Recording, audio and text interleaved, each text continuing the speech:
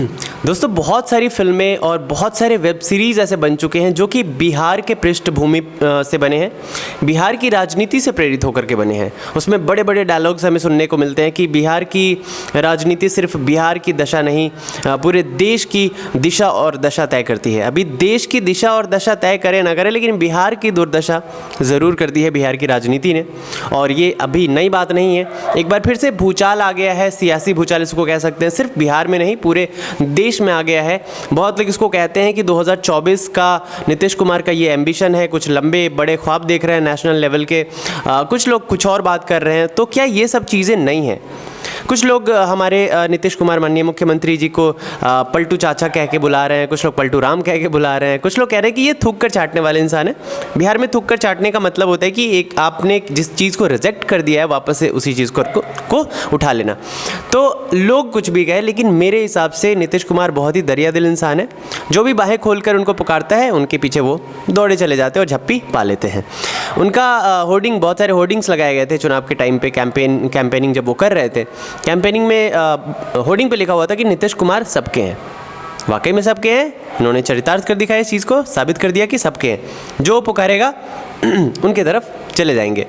क्यों आया है ये भूचाल बिहार की राजनीति में? क्या कारण है? सत्ता अचानक से कैसे परिवर्तन हो गया? और ये जो सत्ता परिवर्तन हुआ है, ये नई बात है क्या? बिहार के लिए नई बात है या फिर नीतीश कुमार के लिए नई बात है? तो बिल्कुल नई बात नहीं है। ऐसा होता आ रहा है और अनवरत चलता जा रहा है। और हो सकता है कि आगे कुछ दिन बाद आपको फिर से सुनने को मिले कि महागठबंधन को छोड़ करके नीतीश कुमार मूव ऑन कर गए हैं। तो चलिए बात करेंगे इन सब के बारे में, कब से इसकी शुरुआत हुई थी, नीतीश कुमार के क्या एम्बिशंस है, इन सब के बारे में हम बात करेंगे। बिहार की जनता का इसमें नुकसान है या लाभ है, इसकी भी बात करेंगे। बिहार की जनता क्या चाहती है यहाँ की राजनीति से, इसकी भी बात करेंगे। सब कुछ बात करेंगे। चलिए शुरू करते हैं। मैं हूं नीरज और आप देख रहे हैं एनसीईआरटी जोन। तो अभी इस सियासी भूचाल को समझने के लिए, इस पूरे समीकरण को समझने के लिए आपको समझना पड़ेगा बिहार के विधानसभा को, थोड़ा बहुत समझना पड़ेगा। देखिए, बिहार विधानसभा में टोटल अगर सीट की बात करें तो शुरुआत में कुछ और थे, लेकिन अभी हाल ही में प्रेजेंट में जितनी सीटें हैं, सीटों की संख्या है 243। जब चुनाव हुआ था तो मेरे पास यहाँ पे कुछ डेटा है। आरजेडी के पास 79 सीट्स थी, जेडीयू के पास 45 थी, इंडियन नेशनल कांग्रेस के पास 19 थी, बीजेपी के पास 77 सीट्स हैं। उसके बाद अगर बात करें हम पार्टी की, जीतन राम मांझी जी की पार्टी है, इनके पास 4 सीटें, सीपीआई के पास 2 है, सीपीआई एम के पास 2 है, सीपीआई एमएल के पास 12 सीटें हैं। इसके अलावा AIMIM के पास 1 सीट है। ठीक है, तो कुल मिलाकर के 243 सीट थी, लेकिन 1 सीट यहाँ पे वैकेंट है। क्यों वैकेंट है? क्योंकि राजद यानी कि राष्ट्रीय जनता दल के एक जो विधायक थे, उनकी मृत्यु हो गई। तो अभी हाल ही में 242 सीटें हैं, मतलब 242 विधायक है विधानसभा में। अब हुआ क्या? अब अचानक से हमारे नीतीश कुमार माननीय मुख्यमंत्री, इन्होंने दगा दे दिया। किसको दगा दे दिया? अपने पार्टनर को, एनडीए को दगा दे दिया। और ये मूव ऑन करके निकल करके कहाँ पे चले गए? वापस से पुराने महागठबंधन पार्टी में। महागठबंधन पार्टी बोले तो इंडियन नेशनल कांग्रेस, राजद और बीजेपी कह रहा हूँ, जेडीयू की पार्टी, जो इन्होंने पहले बनाया था। कब बनाया था?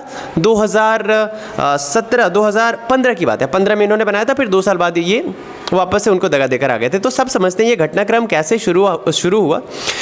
तो अभी देखिए, हाँ, अभी मैं बता दूं कि 164 सीट के साथ वापस से महागठबंधन पार्टी ने अपनी सरकार बना ली है। तो क्या ये नई बात है नीतीश कुमार के लिए? नीतीश कुमार ऐसा पहले नहीं कभी करते थे या पहली बार इन्होंने किया? तो ऐसा बिल्कुल नहीं है, बहुत पहले ये कर चुके हैं, इनकी ये फितरत रही है। नीतीश कुमार उस बच्चे की तरह है जिसको एक खिलौने से मन नहीं भरता, है ना। उसके सामने आप सोने की कटोरी रख दे, उस बच्चे के सामने, तो मिट्टी की कटोरी देखेगा तो बोलेगा मुझे उससे खेलना है, और जब उसके सामने मिट्टी की कटोरी रख दे तो बोलेगा कि मुझे इसे तोड़ना है। तो उस बच्चे की तरह है, काफ़ी नटखट है, शरारती है। तो चलिए बात करते हैं। बात है 1994 की।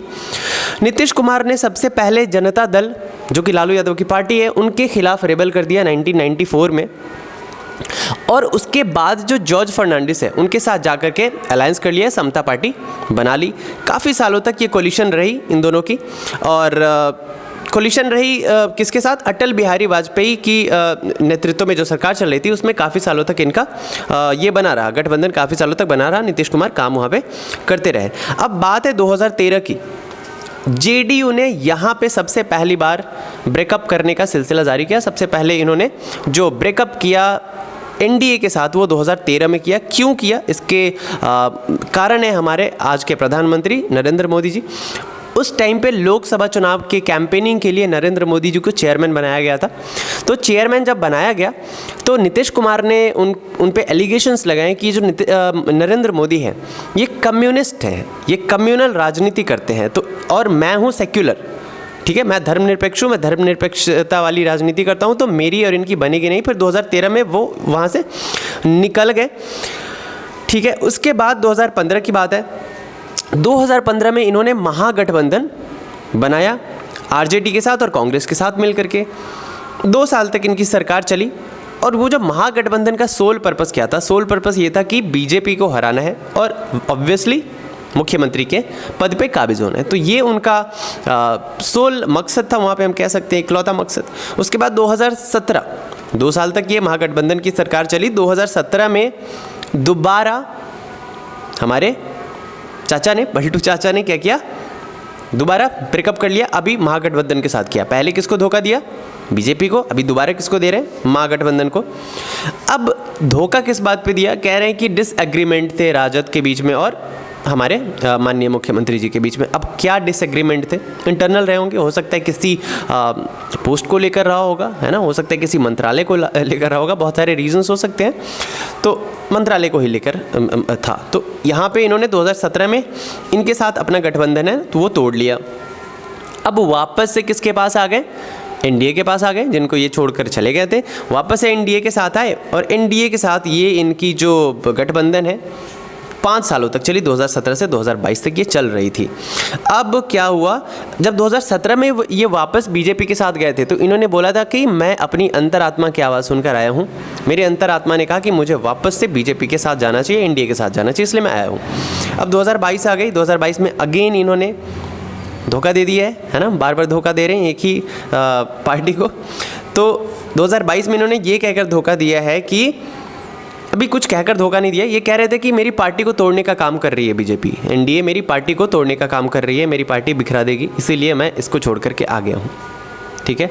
और बहुत लोग ये कयास लगा रहे हैं कि ये पार्टी जो छोड़ा है इन्होंने, गठबंधन इन्होंने जो एनडीए के साथ हटाया है और महागठबंधन के साथ जोड़ा है, इसके पीछे नेशनल एम्बिशंस हैं इनके। बहुत सारे लोग ये मान रहे हैं कि 2024 में जो लोकसभा के चुनाव होने वाले, उनके प्राइम मिनिस्टर के कंटेंडर के रूप में नीतीश कुमार को खड़ा करने की कोशिश है। और नीतीश कुमार की मंशा भी है, उनकी ख्वाहिश है कि वो देश के प्राइम मिनिस्टर के पद पर बैठे। बहुत लोगों की ख्वाहिश होती है, ऑब्वियस सी बात है। लेकिन अब यहाँ पर कुछ सवाल उठते हैं कि क्या बिहार की राजनीति में इस तरीके से बार बार अदला बदली करके एक पार्टी से दूसरे पार्टी में जाकर के, दूसरे से तीसरे में जाकर के, वापस आकर के वो क्या साबित करना चाहते हैं। अभी तक बिहार की जनता की आंखें खुल जानी चाहिए थी, लेकिन अनफॉर्चुनेटली नहीं खुली है। अभी भी लोग फंसे हुए हैं उसी जातिगत राजनीति में फंसे हुए हैं। तो अभी तक ये आंखें खुल जानी चाहिए थी, लेकिन अभी खुल नहीं रही है। इसके पीछे क्या कारण है, बहुत सारे कारण है ना।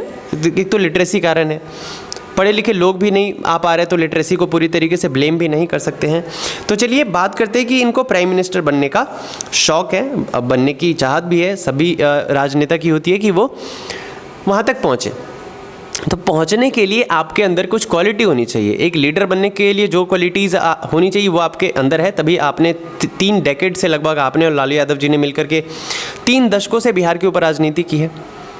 लेकिन अच्छे क्वालिटीज़ जो होनी चाहिए, क्या वो आपके अंदर है? सबसे बड़ी चीज़ होती है लॉयल्टी। बिहार के जनता ने आपको जो जनादेश दिया था चुनाव के टाइम पर, विधानसभा चुनाव के टाइम पे, तब तो आप कोalition की सरकार थी, तब तो आपने एनडीए के साथ मिलकर के चुनाव लड़ा था। तो आपको जो 45 सीट्स आए थे उसमें क्या बीजेपी, क्या एनडीए का कोई रोल नहीं था? क्या वो आपके अपने दम पर आए थे? ऑब्वियस ही बात है कि ये जो गठबंधन की सरकार थी, ये सोच करके जेडीयू के तरफ से जो लीडर्स चुनाव में खड़े थे उनको भी वोट गया। अगर आप 16 चुनाव लड़ते तो क्या आप इतनी सीट्स ला पाते? क्या आप ये सरकार बदलने की कुव्वत रख पाते? ऐसा बिल्कुल नहीं होता। तो जनता ने आपको जनादेश दिया था, आपने उस जनादेश के साथ खिलवाड़ किया है। जो मैंडेट आपको दिया था जनता ने, उसके साथ आपने खिलवाड़ किया है। तो ऐसा तो है नहीं हर 5 साल पे सरकार बदलती है। सबसे बड़ी चीज़ होती है माननीय मुख्यमंत्री जी लॉयल्टी। सबसे बड़ी चीज़ होती है राजनीति में, चलिए मान लिया कि सब कुछ जायज़ है, सब कुछ जायज़ है, लेकिन जो जनता के इमोशंस है, जनता के जो सेंटिमेंट्स है, उसके साथ ही खेल करके आप राजनीति नहीं कर सकते, क्योंकि अल्टीमेट जो बागडोर है ना इस राजनीति की, वो जनता के हाथ में ही है। तो बस यही कहना चाहते हैं कि ये जो सियासी भूचाल आया है, उम्मीद करते हैं कि स्थिर हो जाए, और अल्टीमेट जो गोल होना चाहिए किसी भी राजनीतिक पार्टी का, चाहे वो बीजेपी हो, कांग्रेस हो, आरजेडी हो, जेडीयू हो, कोई भी हो, अल्टीमेट जो गोल होना चाहिए वो जनता की भलाई का होना चाहिए, जनता के डेवलपमेंट का होना चाहिए। अगर आप इस महागठबंधन की सरकार में आए हैं तो उम्मीद करते हैं कि आप डेवलपमेंट लाएंगे, चेंजेस लाएंगे, जो आप बीजेपी के साथ रह करके नहीं कर पा रहे थे। फिलहाल इस वीडियो में इतना ही। आप लोगों को वीडियो पसंद आई होगी तो लाइक करेंगे, कमेंट करके बताएंगे, शेयर करेंगे दोस्तों के साथ, और चैनल पर नहीं तो सब्सक्राइब करेंगे। Thank you very much.